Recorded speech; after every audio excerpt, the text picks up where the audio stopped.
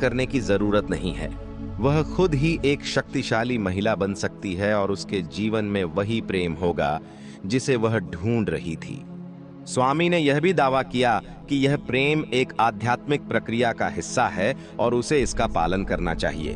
रानी, जो अब पूरी तरह से स्वामी की बातों में उलझ चुकी थी, धीरे धीरे उसकी गिरफ्त में आ गई। स्वामी ने उसे यह एहसास दिलाया कि राजा के पास समय नहीं है, लेकिन वह हमेशा उसकी मदद करने के लिए मौजूद रहेगा। इस तरह से स्वामी शरणानंद ने रानी को अपनी तरफ खींच लिया और दोनों के बीच एक नया संबंध बन गया। राजा चंद्रसेन, जो अपनी पत्नी रानी के बदलते व्यवहार और स्वामी शरणानंद के प्रभाव को लेकर पहले ही कुछ संकोच में थे, राजा चंद्रसेन अब पूरी तरह से जाग चुका था। वह यह महसूस करने लगा था कि रानी और स्वामी शरणानंद के बीच कुछ गड़बड़ हो सकता है। रानी और स्वामी शरणानंद के बीच बढ़ते रिश्ते को देखकर राजा के मन में शंका उत्पन्न हुई। उसने तय किया कि वह इस मामले का पूरी तरह से पता लगाएगा।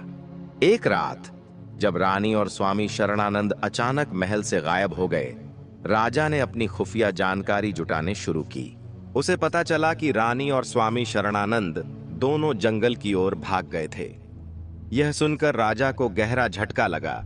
उसे यकीन नहीं हो रहा था कि उसकी पत्नी थी, जिसे वह पूरी तरह से विश्वास करता था, ने उसे धोखा दिया था। राजा चंद्रसेन, जो अब बहुत गुस्से में था, जंगल की ओर निकल पड़ा। उसके साथ कुछ निष्ठावान सैनिक भी थे। राजा चंद्रसेन स्वामी और रानी के पीछे चलता गया।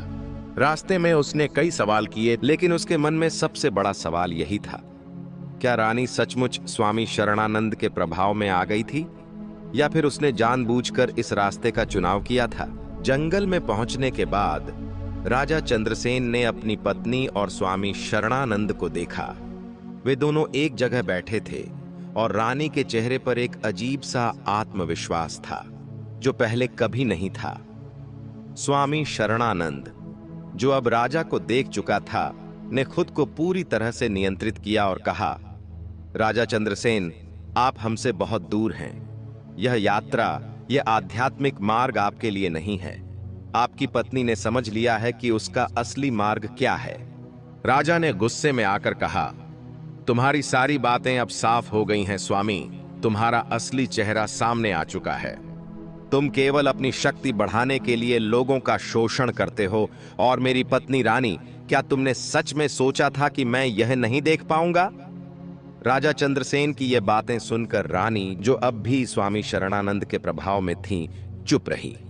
स्वामी शरणानंद ने रानी के